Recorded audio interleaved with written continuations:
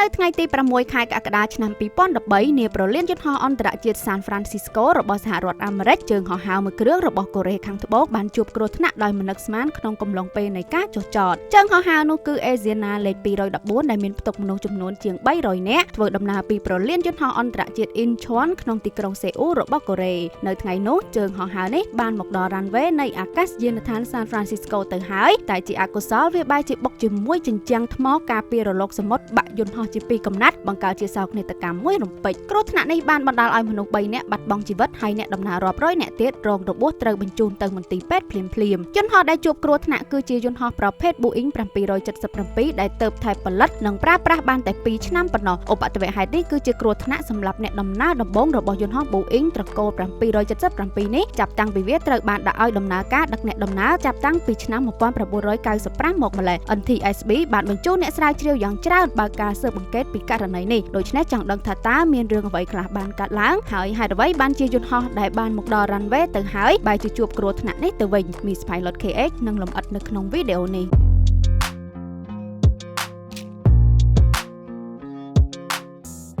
នាព្រឹកថ្ងៃទី6ខែកក្កដាឆ្នាំ2013នាប្រលានយន្តហោះអន្តរជាតិ San Francisco ក្នុងរដ្ឋ California ជើងហោះហើរ Asiana លេខ214របស់កូរ៉េខាងត្បូងបានមកដល់ដែនអាកាសអាមេរិកនិងត្រៀមខ្លួនជាស្រេចដើម្បីចុះចតនេះជាជើងហោះហើរប្រចាំថ្ងៃរវាងសេអ៊ូលនិង San Francisco ដែល schedule ហោះចេញពីប្រលានយន្តហោះ Incheon នៅម៉ោង 5:04 នាទីល្ងាចហើយរំពឹងនឹងដល់គោលដៅនៅម៉ោង 11:04 នាទីព្រឹកយន្តហោះដែលប្រតិបត្តិការសម្រាប់ជើងហោះហើរនេះគឺយន្តហោះប្រភេទ Boeing 777-28 EER ដែលជាយន្តហោះខ្នាតធំដំណើរការដោយម៉ាស៊ីន2ហើយទើបតែទទួលបាននិងប្រើប្រាស់បានតែ2ឆ្នាំប៉ុណ្ណោះក្នុងយន្តហោះមានមនុស្សចំនួន307នាក់ដែលរួមមានអ្នកដំណើរ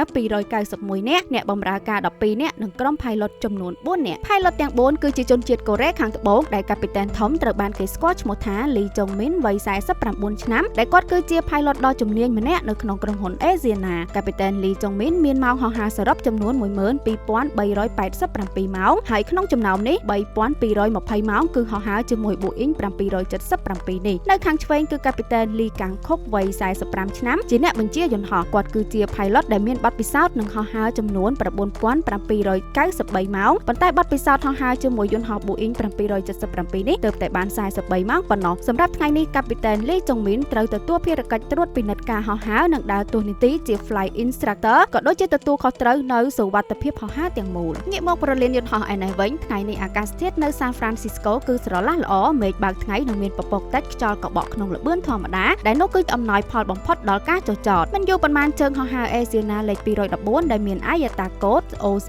214បានមកដល់កាន់តែជិតប្រលានយន្តហោះហើយអ្នកគ្រប់គ្រងដែនអាកាសក៏នាំផ្លូវយន្តហោះជាបន្តបន្ទាប់ដើម្បីចុះចតនៅម៉ោង 11:21 នាទីនៅចម្ងាយតែប៉ុន្មានគីឡូម៉ែត្រទៀតប៉ុណ្ណោះយន្តហោះត្រូវបានអនុញ្ញាតឲ្យចុះចតទៅ runway លេខ 28L នៃអាកាសយានដ្ឋាន San Francisco កាពីតែន Lee Kang-kok ជាអ្នកបញ្ជាយន្តហោះដោយផ្ទាល់ឯកាពីតែន Lee Jong-min ជាអ្នកត្រួតពិនិត្យឧបករណ៍នានាសម្រាប់ដំណាក់កាលទម្លាក់ខ្លួនចុងក្រោយនេះកាពីតែន Lee Kang-kok បានជួលដំណឹងដល់អ្នកដំណើរទាំងអស់ត្រៀមខ្លួនដើម្បីចុះចតនិងអរគុណសម្រាប់ការហោះហើរជាមួយ Asiana ហើយសង្ឃឹមថានឹងហោះហើរជាមួយគ្នាជាថ្មីនាពេលខាងមុខអ្វីៗបានប្រព្រឹត្តទៅធម្មតាតាមទម្លាប់ដូចសពមួយដងគ្មានអ្វីខុសប្លែកនោះទេអ្នកដំណើរសប្បាយចិត្តដោយការហោះហើរដ៏វែងឆ្ងាយត្រូវបានបញ្ចប់ឯអ្នកដំណើរខ្លះរំភើបដែលបានមកដល់ទឹកដីអាមេរិកជាលើកដំបូងខុសប្លែកតែលោក Bin Levy ដែលជាអ្នកធ្វើដំណើរញឹកញាប់ចេញចូលប្រលានយន្តហោះ San Francisco នេះគាត់មានអារម្មណ៍មិនសប្បាយចិត្តដូចអ្នកផ្សេងនោះទេលោក Bin មានអារម្មណ៍មិនសូវស្រួលដោយសារតែគាត់បានមើលតាមបង្អួចឃើញថាយន្តហោះកំពុងតែហោះទាបប្លែកជាងសពមួយដងប៉ុន្តែគាត់មិនអាចធ្វើអ្វីបាននោះទេមានតែសង្ឃឹមថា pilot នឹងនាំគាត់ចុះចតដោយសុវត្ថិភាពអ្វីដែលលោក Bin មានអារម្មណ៍ពិតជាមិនខុសពិតមែនភ្លាមក្នុងបន្ទប់បញ្ជាស្រាប់តែសញ្ញាប្រកាសអាសន្នបានបន្លឺឡើងដែលបង្ហាញថាយន្តហោះកំពុងតែហោះយឺតនិងទាបយ៉ាងគ្រោះថ្នាក់កាពីតែន Lee Jong-min បានឃើញភាពមិនស្រួលនេះក៏រុញកម្លាំងម៉ាស៊ីនទាំងអស់និងប្រឹងទាញយន្តហោះឲ្យហោះឡើងទៅលើវិញ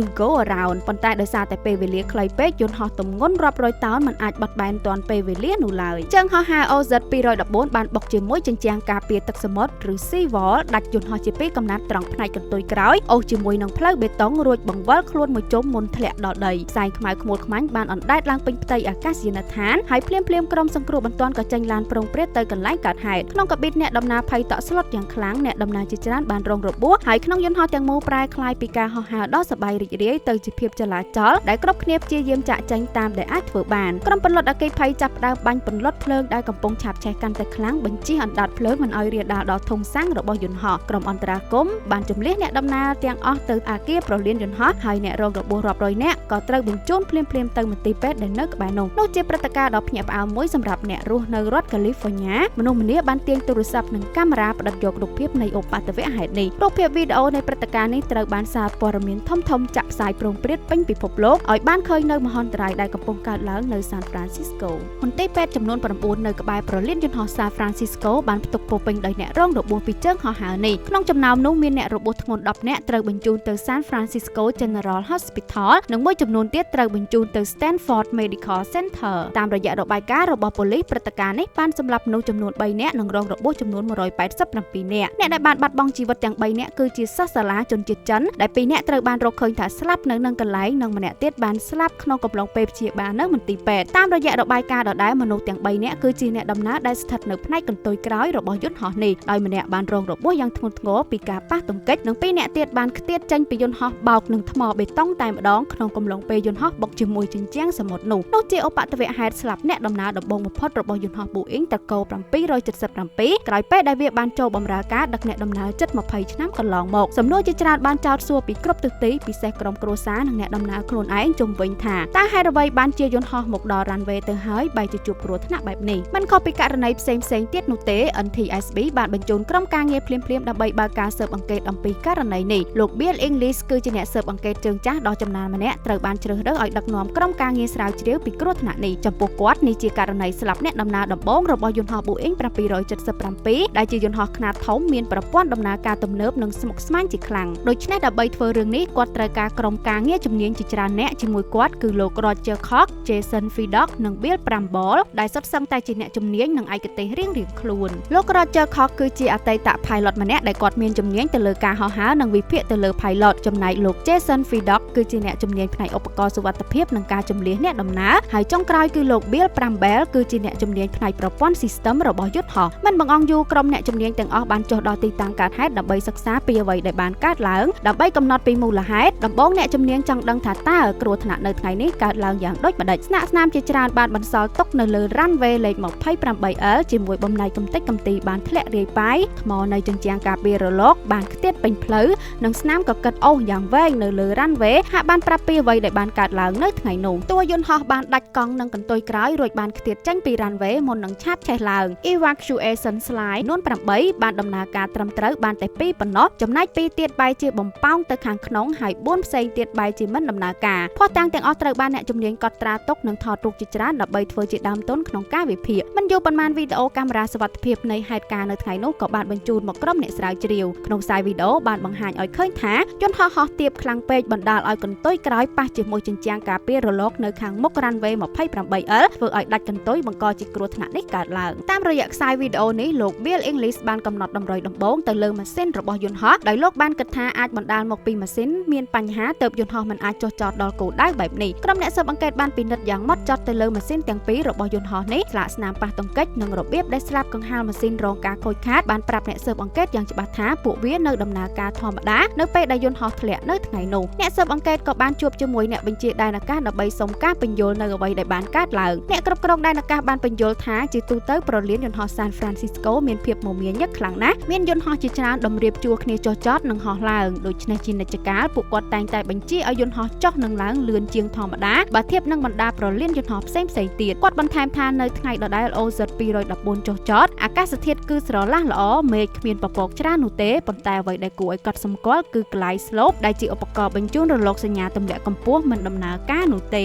ដើម្បីឲ្យ auto pilot នាំយន្តហោះចុះចតដោយស្វ័យប្រវត្តិបានទាមទារនៅរលកសញ្ញារបស់ឧបករណ៍ពីរនោះគឺ localizer និង glide slope ដូច្នេះអវត្តមានរបស់ glide slope នោះបាននាំឲ្យអ្នកស៊ើបអង្កេតសង្ស័យថា pilot អាចនឹងជួបបញ្ហាដែលពិបាកចុះចតខ្លាំងស្របពេលដែលឧបករណ៍ជំនួយការចុះចតមិនដំណើរការលោក Roger Koch បានពិនិត្យទៅលើការបញ្ជានៅថ្ងៃនោះដើម្បីរកថាតើ OZ 214ពិតជាទទួលបានការបញ្ជាដែលមានហានិភ័យឬយ៉ាងណាហើយតើនៅពេលស្រដៀងគ្នានោះយន្តហោះផ្សេងៗទៀតទទួលបានការបញ្ជាបែបណាដែរបន្ទាប់ពីពិនិត្យយ៉ាងយកចិត្តទុកដាក់គាត់បានរកឃើញថាមុនជើងហោះហើរ Asiana 214មកដល់មានជើងហោះហើរពីរផ្សេងទៀតក៏ទទួលបានការបញ្ជាដូចគ្នានោះផងដែរប៉ុន្តែមិនមានបញ្ហាអ្វីកើតឡើងនោះទេម្យ៉ាង ទៀតអ្វីត្បិតថាក្លាយ slope មិនដំណើរការពិតមែនប៉ុន្តែតាមបទពិសោធន៍របស់គាត់ក្នុងអាកាសធាតុស្រឡះល្អបែបនេះអវត្តមានក្លាយ slope មិនមានផលប៉ះពាល់ធំដុំណាដល់ការចុះចតនោះឡើយដូច្នេះជារួមមកអ្វីត្បិតតែការចុះចតនៅ San Francisco មានភាពពិបាកបន្តិចមែនប៉ុន្តែគាត់មិនបានរកឃើញថាអ្នកបញ្ជាដែនអាកាសមានកំហុសក្នុងគ្រោះថ្នាក់នេះឡើយមកត្រឹមចំណុចនេះគេមិនទាន់រកឃើញនៅមូលហេតុអ្វីដែលនាំឲ្យយន្តហោះខ្នាតធំរបស់ Boeing នេះធ្លាក់នោះទេជាជំហានបន្ទាប់អ្នកស៊ើបអង្កេតចាប់ផ្ដើមវិភាគទៅលើប្រអប់ខ្មៅទាំងពីរនៃយន្តហោះនេះដោយសង្ឃឹមថានឹងអាចបញ្ជាក់ពីអាកំបាំងប្រអប់ខ្មៅរបស់ Boeing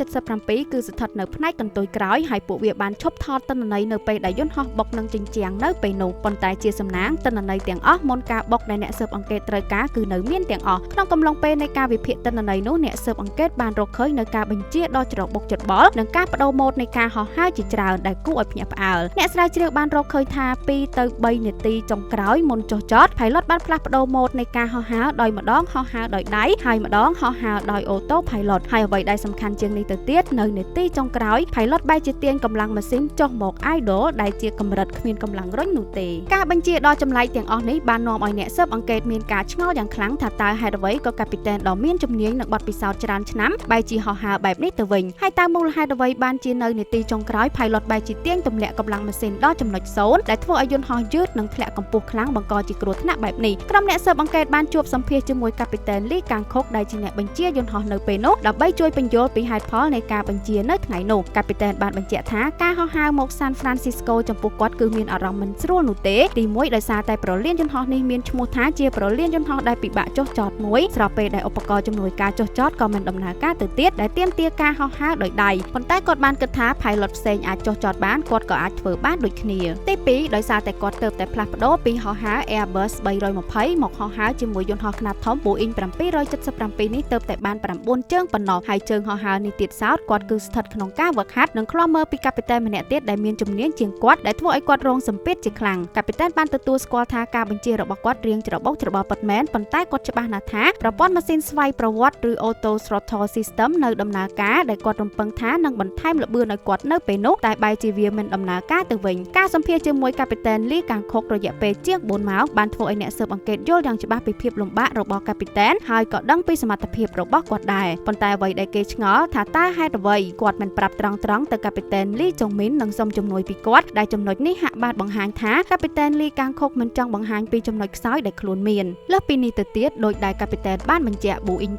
777មានប្រព័ន្ធមួយឈ្មោះថា Auto Throttle ដែលវានឹងបន្ថែមកម្លាំងដោយស្វ័យប្រវត្តិនៅពេលដែលយន្តហោះមានល្បឿនយឺតខ្លាំងចុះហេតុអ្វីបានជាប្រព័ន្ធនេះបែរជាមិនបានជួយអ្វីបានបែបនេះទៅវិញនៅថ្ងៃនោះលោក Bill Pramble ជាអ្នកជំនាញផ្នែក System របស់យន្តហោះបានវិភាគទៅលើប្រព័ន្ធ Auto Throttle របស់យន្តហោះនេះហើយគេរកឃើញថា Auto Throttle System នៅដំណើរការល្អធម្មតាប៉ុន្តែនៅនាទីចុងក្រោយបន្ទាប់ពី Pilot បដូរការហោះហើរដោយដៃហើយបានទាញកម្លាំងម៉ាស៊ីនចុះមក idle ការបញ្ជានេះបានប្រាប់ទៅ Auto Throttle System ថា Pilot ក៏ចង់គ្រប់គ្រងល្បឿនដោយខ្លួនឯងផងដែរដូច្នេះហើយទើប Auto Throttle មិនបានបន្ថែមល្បឿននៅពេលនោះលោក Bill Pramble បានពន្យល់ថា Auto Pilot និង Auto Throttle គឺជា System ដាច់ពីគ្នាប៉ុន្តែពួកវាដំណើរការទៅតាមការសិតរបស់ Pilot ដូចគ្នាចំពោះ Auto Throttle នេះវានឹងបន្ថែមឬបន្ថយកម្លាំងទៅតាមស្ថានភាពជាក់ស្ដែងប៉ុន្តែនៅពេល Pilot ទាញកម្លាំងម៉ាស៊ីនដោយដៃផ្ទាល់ប្រព័ន្ធនេះនឹងផ្ដាច់តែម្ដងដែលនេះគឺជាអ្វីដែលកាពីតែន Lee Kang-kok ហាក់មិនបានដឹងនោះឡើយពេលនេះក្រុមអ្នកស៊ើបអង្កេតហាក់បានយល់គ្រប់យ៉ាងនៅអ្វីដែលបានកើតឡើងហើយប៉ុន្តែនៅចំណុចមួយទៀតដែលគេនៅឆ្ងល់នៅឡើយថាកាពីតែន Lee Jong-min គឺជា Pilot ដ៏ជំនាញម្នាក់មានបទពិសោធន៍ជាមួយ Boeing 777នេះជាច្រើនឆ្នាំក៏នៅទីនោះដែរចុះហេតុអ្វីបានជាគាត់មិនចាប់អារម្មណ៍ពីល្បឿននិងកម្ពស់ដ៏គ្រោះថ្នាក់នេះហើយបែរជាបណ្តែតបណ្ដោយឲ្យអ្វីៗហួសពេលបែបនេះការត្រួតពិនិត្យទៅលើប្រវត្តិហោះហើររបស់កាពីតែន Lee Jong-min ក៏បានធ្វើឡើងហើយបានបង្ហាញថានេះជាការហោះហើរដែលគាត់ធ្វើជា Flight Instructor ដំបូងលើយន្តហោះ Boeing 777និងម្យ៉ាងទៀតបទពិសោធន៍ហោះហើររបស់គាត់ជាង 12000 ម៉ោងស្ទើរតែទាំងអស់គឺគាត់ហោះហើរដោយប្រើប្រព័ន្ធ Auto Pilot តិចតួចបំផុតដែលត្រូវហោះហើរដោយដៃឬ hand fly ហេតុផលនៅពីក្រោយគឺនៅត្រង់ថាក្រុមហ៊ុន Asiana ខ្លួនឯងមិនបានផ្ដល់ការវឹកហាត់និងបំពាក់បំពន់បន្ថែមដល់ក្រុម Pilot សម្រាប់ការហោះហើរដោយដៃនោះឡើយក្រុមហ៊ុនបានលើកទឹកចិត្តឲ្យ Pilot ពឹងផ្អែកទៅលើការហោះហើរដោយ Auto Pilot ជាជាងហោះហើរដោយដៃនៅស្ទើរគ្រប់ស្ថានភាពទាំងអស់ដែលជាលទ្ធផលកាពីតែនដែលបានហោះហើរជាច្រើនឆ្នាំបែរជាមានបទពិសោធន៍ហោះហើរដោយដៃតិចតួចបំផុតការពឹងផ្អែកជ្រុលទៅលើប្រព័ន្ធស្វ័យប្រវត្តិនេះបាននាំឲ្យ Pilot ទាំងពីរបាត់បង់ជំនាញមូលដ្ឋានគ្រឹះនៃការហោះហើរធ្វើឲ្យពួកគាត់យឺតយ៉ាវក្នុងការឆ្លើយតបនឹងគ្រោះថ្នាក់នៅចំពោះមុខលោក Bill English បានសង្កត់ធ្ងន់នៅចំណុចនេះថាយន្តហោះគឺស្ថិតនៅក្នុងស្ថានភាពហោះហើរបានល្អបើសិនជា Pilot ណាមួយ មួយបានដឹងទាន់ពេលនឹងកែប្រែតែបន្តិចនៅកម្ពស់សមរម្យមួយនោះយន្តហោះនឹងមិនជួបវាសនាបែបនេះឡើយទីបំផុតបន្ទាប់ពីបើកការស៊ើបអង្កេតអស់ជាច្រើនខែក្រុមអ្នកស៊ើបអង្កេតរបស់ NTSB បានបង្ហាញរបាយការណ៍ស៊ើបអង្កេតចុងក្រោយទៅលើគ្រោះថ្នាក់នៃជើងហោះហើរ Asiana 214ដោយបញ្ជាក់ថាមូលហេតុគឺបណ្ដាលមកពីការរៀបចំផែនការចុះចតមិនបានត្រឹមត្រូវរបស់ក្រុម Pilot និងបរាជ័យក្នុងការគ្រប់គ្រងល្បឿនក៏ដូចជាកម្ពស់របស់យន្តហោះនាំឲ្យយន្តហោះដែលមកដល់ runway ទៅហើយបែរជាជួបគ្រោះថ្នាក់បែបនេះតាមរយៈលទ្ធផលនៃការស៊ើបអង្កេតនេះក៏បាននាំឲ្យមានការសិក្សាវែកញែកពីបណ្ដាអ្នកជំនាញផ្នែកសុវត្ថិភាពផ្លូវអាកាសជុំវិញប្រព័ន្ធស្វ័យប្រវត្តិរបស់យន្តហោះដែលពួកគេមួយចំនួនបានយល់ថាការដាក់បញ្ចូលប្រព័ន្ធស្វ័យប្រវត្តិកាន់តែច្រើននៅក្នុងបន្ទប់បញ្ជាបានបន្ថែមនូវភាពស្មុគស្មាញដល់ក្រុម Pilot បង្កឲ្យមានការភ័ន្តច្រឡំនិងបង្កគ្រោះថ្នាក់ដោយមិនដឹងខ្លួនការពិភាក្សាបានសម្រេចនឹងស្នើសុំកែសម្រួលទៅស្ថាប័ន FAA ដើម្បីកែសម្រួលនិងបន្ថែមការព្រមានជាសម្លេងផ្សេងៗបញ្ជាក់ដល់ក្រុម Pilot បន្ថែមពីលើនឹងទៅទៀតលោក Jason Fidok ក៏បានស្នើសុំទៅ FAA ដើម្បីកែសម្រួលប្រព័ន្ធ Evacuation Slide ផងដែរបន្ទាប់ពីលោកបានរកឃើញនៅបញ្ហាដែលបណ្ដាលឲ្យ Evacuation Slide ទាំង6របស់ Asiana 214ដំណើរការមិនប្រក្រតីជាលទ្ធផលនៃគ្រោះថ្នាក់នេះក្រុមហ៊ុន Asiana Airlines បានរងបណ្ដឹងជាច្រើនទាំងនៅអាមេរិកចិននិងកូរ៉េខាងត្បូងដែលធ្វើឲ្យក្រុមហ៊ុនត្រូវសងទឹកប្រាក់ជាច្រើនលានដុល្លារដល់អ្នកដំណើរក្រុមហ៊ុនបានសម្រេចលុបជើងហោះហើរលេខ OZ214 និង OZ213 ហើយខ្សែហោះហើរ Incheon ទៅ San Francisco ត្រូវបដូរដោយជើងហោះហើរ OZ212 និង OZ211 វិញក្នុងព្រឹត្តិការណ៍នេះអ្វីដែលជារឿងសោកសង្រេងបំផុតនោះគឺក្មេងស្រីម្នាក់ឈ្មោះ Lee Mingyuan នាងជាសិស្សសាលាធ្វើដំណើរពីទីក្រុងសៀងហៃប្រទេសចិននាងគឺជាមនុស្សម្នាក់ក្នុងចំណោមមនុស្ស3នាក់ដែលបានបាត់បង់ជីវិតក្នុងហេតុការណ៍នេះ Lee Mingyuan បានអង្គុយនៅកៅអីផ្នែកខាងក្រោយហើយបានខ្ទាតចេញពីយន្តហោះបោកនឹង runway ដោយសារតែនាងមិនបានពាក់ខ្សែក្រវ៉ាត់សុវត្ថិភាពអ្វីដែលខ្លោចផ្សាបំផុតនោះគឺដោយសារតែផ្សែងខ្មៅនិងស្ថានភាពច្របូកច្របល់ទៀតនោះឡានពន្លត់អគ្គិភ័យបែរជាបើកកិនពីលើនាងថែមទៀតដែលធ្វើឲ្យនាងស្លាប់ភ្លាមៗនៅនឹងកន្លែងបើតាមសាក្សីនៅកន្លែងកើតហេតុ Lee Mingyuan បាននៅរស់នៅឡើយមុនពេលត្រូវបានឡានកិននាងប៉ុន្តែការស៊ើបអង្កេតបន្ទាប់ទៀតបានរកឃើញថានាងបានស្លាប់រួចទៅហើយបន្ទាប់ពីខ្ទាតចេញពីយន្តហោះយ៉ាងណាក៏ដោយឪពុកម្ដាយរបស់ Lee Mingyuan បានដាក់ពាក្យប្តឹងស្ថាប័នពន្លត់អគ្គិភ័យក្នុងប្រលានយន្តហោះ San Francisco ជុំវិញការធ្វើប្រហែសដែលបណ្ដាលឲ្យស្លាប់ជនកំពុងរងគ្រោះនេះតុលាការអាមេរិកបានចាត់ការអំពីរឿងនេះហើយការដោះស្រាយយ៉ាងណាមិនត្រូវបានគេបង្ហាញជាសាធារណៈនោះឡើយ